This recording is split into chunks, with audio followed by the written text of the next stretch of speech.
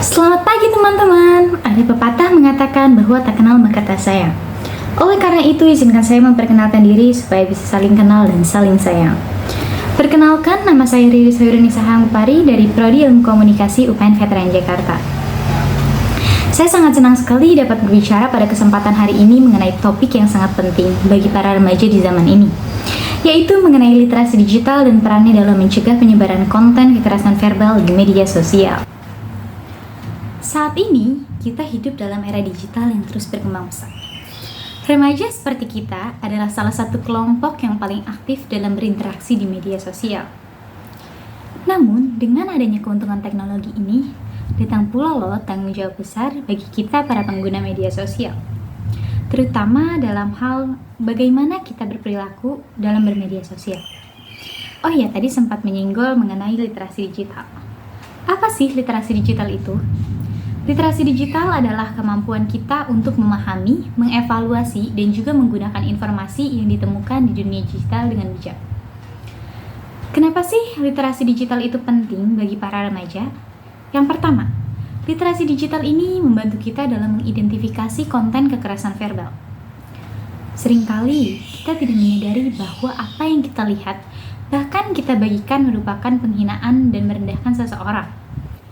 Literasi digital ini memberi kita kemampuan untuk mengenali tanda-tanda kekerasan verbal supaya kita sadar dan tidak ikut terlibat dalam hal tersebut. Yang kedua, literasi digital ini membantu kita menjadi seorang pemikir yang kritis, yang berarti kita belajar untuk mempertanyakan dari mana sih sumber informasi dan validitasnya sebelum kita menyebarluaskannya supaya kita terhindar dari berita hoax dan scam yang sedang marak di media sosial. Selanjutnya, literasi digital ini melibatkan mengenai penggunaan privasi dan juga keamanan, yaitu dengan memberitahukan tentang cara melindungi diri dari cybercrime dan memastikan informasi pribadi kita ini aman. Dan yang paling penting, literasi digital ini mengajarkan kita etika dalam bermedia sosial. Ini termasuk cara berbicara dengan sopan di media sosial dan juga menghindari tindakan perundungan atau penyebaran konten kekerasan verbal.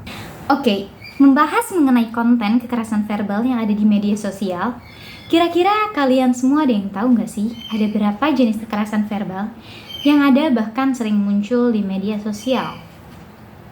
Oke, kalau kayak gitu aku kasih tahu aja. Jadi, jenis kekerasan yang ada di media sosial itu ada 6, yaitu ada name calling. Name calling merupakan nama panggilan yang bernada hinaan atau mungkin mengata-ngatai seseorang dengan cara mengganti namanya menjadi sebutan yang lain, dengan contoh yang paling banyak mengarah ke dalam body atau skin shaming. Semisal, orang yang memiliki kulit gelap seringkali dipanggil, Tem, sini deh Tem. Yang kedua, ada degradasi. Kata-kata ini dikeluarkan agar seseorang merasa bersalah terhadap dirinya sendiri dan menganggap dirinya tidak berguna. Dengan contoh, lu tuh gak bakalan bisa jadi apa-apa kalau bukan karena bantuan gue. Yang ketiga, ada manipulasi. Kekerasan verbal ini dilakukan dengan cara memengaruhi seseorang atau bahkan sekelompok dengan tujuan dapat mengendalikan orang lain, baik melalui foto, video, maupun kata. Dengan contoh yang paling banyak adalah, lo baper banget sih jadi orang. Oh, jadi lo mikir kalau gue bohong. Itu merupakan salah satu kata-kata manipulasi. Yang keempat itu ada menyalahkan. Ayo, di sini siapa yang suka menyalahkan orang lain? Sebenarnya, berbuat salah merupakan hal yang manusiawi. Namun, orang yang melakukan kekerasan akan menjadikan sebuah kesalahan kamu sebagai pembenaran atas tindakan mereka. Misalnya dengan berkata, emang ini semua tuh gara-gara kamu. Emang kamu yang selalu ceroboh. Yang kelima, ada merendahkan. Kata-kata ini keluar ketika si pelaku kekerasan verbal berniat mengejek kamu dan di saat yang bersamaan membuat dirinya lebih superior. Dengan contoh yang paling sering adalah, gue tahu suara lo bagus, tapi lebih bagus lagi kalau lo diem aja. Yang keenam, ada kritik berkelanjutan. Menerima kritik adalah bagian dari proses pendewasaan diri. Namun, dalam kekerasan verbal, kritik ini dilakukan dengan sangat kasar dan terus-menerus. Sehingga, si korbannya ini merasa tidak memiliki harga diri. Dengan contoh, lo tuh terlalu sering marah-marah, pantas aja banyak yang gak mau temenan sama lo. Karena emang ternyata lo emang gak pantas buat ditemenin sama siapapun. Nah, itu tadi tuh merupakan 6 kekerasan verbal yang sering kita temukan di media sosial maupun di dunia nyata. Dalam dunia maya, kata-kata dan tindakan kita ini memiliki dampak yang luar biasa bagi diri sendiri maupun orang lain. Literasi digital menjadikan alat yang kuat dalam mencegah penyebaran kekerasan verbal.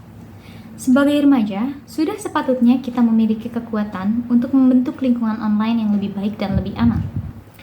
Melalui pemahaman literasi digital, kita dapat memainkan peran penting dalam mewujudkan hal kesejahteraan dalam bermedia sosial. Jadi teman-teman, marilah kita tingkatkan literasi digital kita.